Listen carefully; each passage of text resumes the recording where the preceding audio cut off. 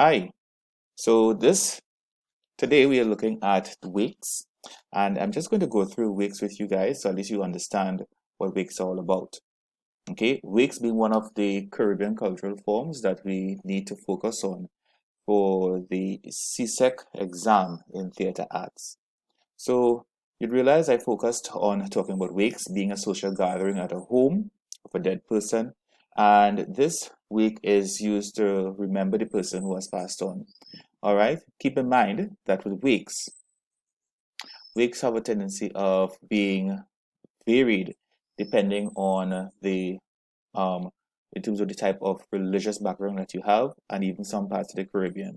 Okay, so in some cases, wakes may last as little as 2 days, and sometimes it may go on to 9 days. And I've heard of instances where wakes are known also to go as far as a month. Again, it's dependent on different things, so it's not hard and fast with regards to how long a wake should be. All right. Um, in the past, wakes were usually held at the person's home, and you may have heard persons talk about back in the 1950s and 60s, 1950s, 1960s, that is, where wakes were held at the person's home and the body actually would be in the house of the person that passed on. All right, and you may have heard, I don't know, in different parts of the Caribbean, you may have heard it or not, but you may hear people talk about dead water, and dead water being the water that is melted from the ice that is used to preserve the body when the body is at the home and is changed every so often. Thankfully, with the advent of funeral homes and things like that, we don't have that stress um, in this current time. Now, there are different elements of wakes that you would find, and these elements are usually found no matter which part of the Caribbean that you may be, and even some parts of the world.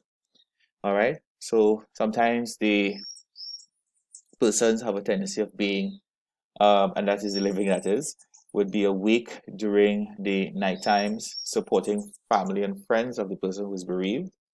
And the persons would often would give you things to eat in the form of sandwiches, in form of coffee, or chocolate, some sodas, again depending on what they have. Crackers are also offered with different things on it, like cheese and butter and so on. These little things to kind of keep you awake whilst you're doing this thing. Now, also, depending on the religious background, you'd realize that some people even offer prayers, and the prayers may be by a leader or other member of the family during that period, and they will be singing different religious songs during that period of time. Again, keep in mind that a week is dependent on your religious background. So if you are of a Christian persuasion, they will sing Christian songs.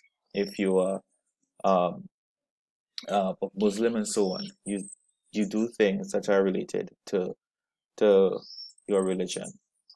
All right. The lighting of a candle. A candle is usually lit in the home of one person or in the space of the person that has died.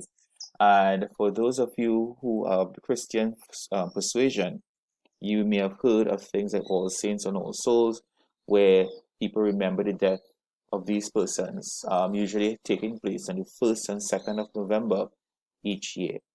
And in some cases, they may actually light the candles at the person's home on those times, which is significant around that time. I know in Mexico, they also have the Night of the Dead, all right, and they would also celebrate their past loved ones at that time as well. All right. Other elements of wakes, you may find persons talking about things like spirits. Okay. Spirits being the alcohol that is served at these different gatherings. In years gone by, you may have heard people speak about something called Mountain Dew or on other alcoholic beverages that are actually made in homes. Of course, those things are now illegal at this point in time. The playing of games such as bongo and cards, bongo being a type of dance, which we will explore in a later at a later time, and card playing, which really kind of keeps people going, and of course singing and talking, and just kind of conversing with one another.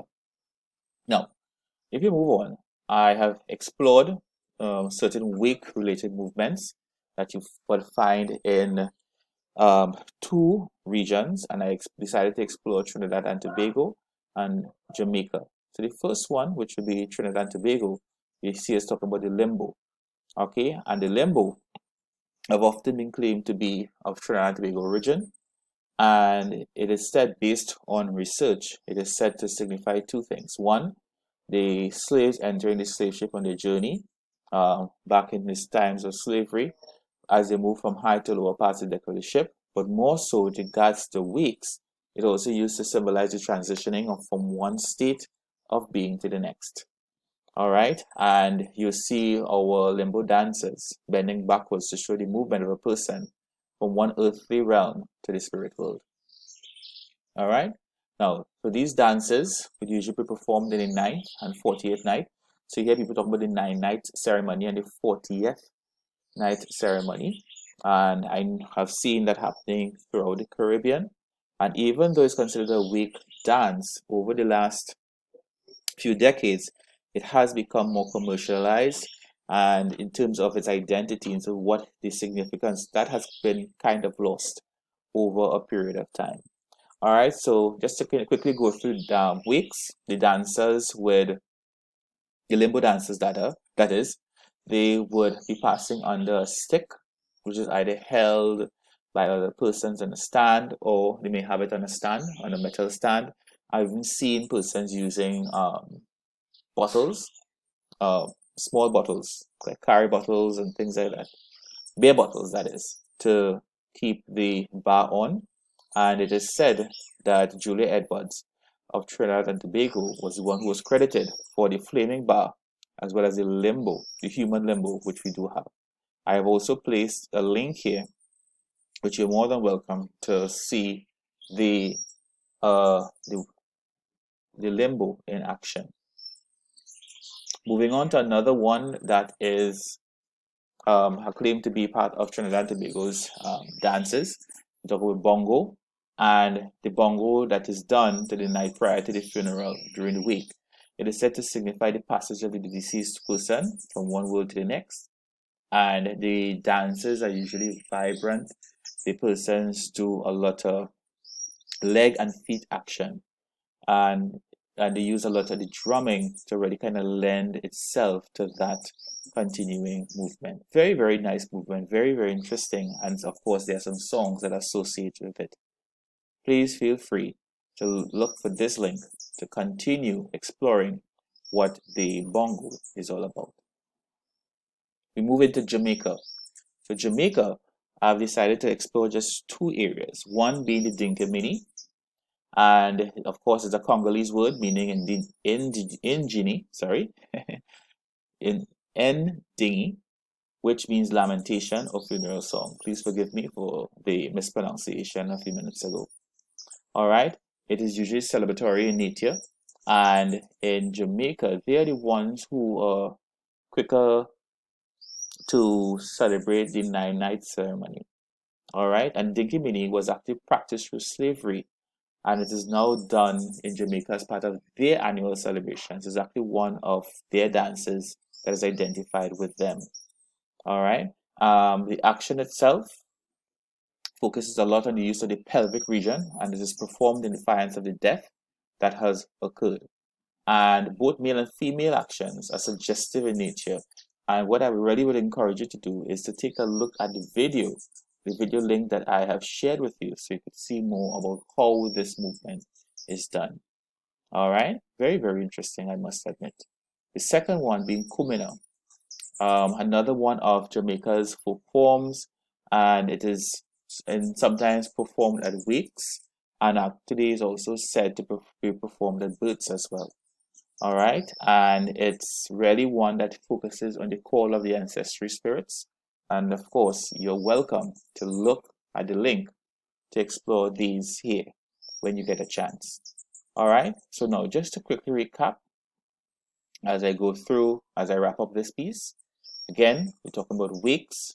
Wakes, even though I'm talking about it in a Caribbean context, we do have wakes throughout the world at this point in time.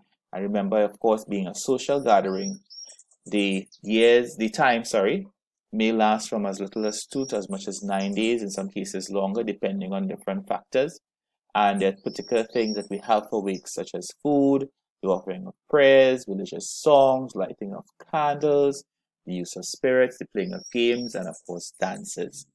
Two dances that are associated with weeks that we do have in the Caribbean and, of course, in Trinidad and Tobago. We talk about the whole idea of the limbo, and we're talking about the bongo.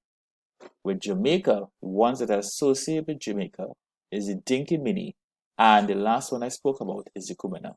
You're more than welcome to visit any one of the YouTube links that I have shared with you, so at least they can assist you in terms of understanding what this is all about. A special thank you to Mr. Barrie, Mr. Sargent, Ms. Charles, and Mr. Mohammed for assisting me in getting some more information about this. Again, all the references are here for your greater knowledge if need be. Thank you.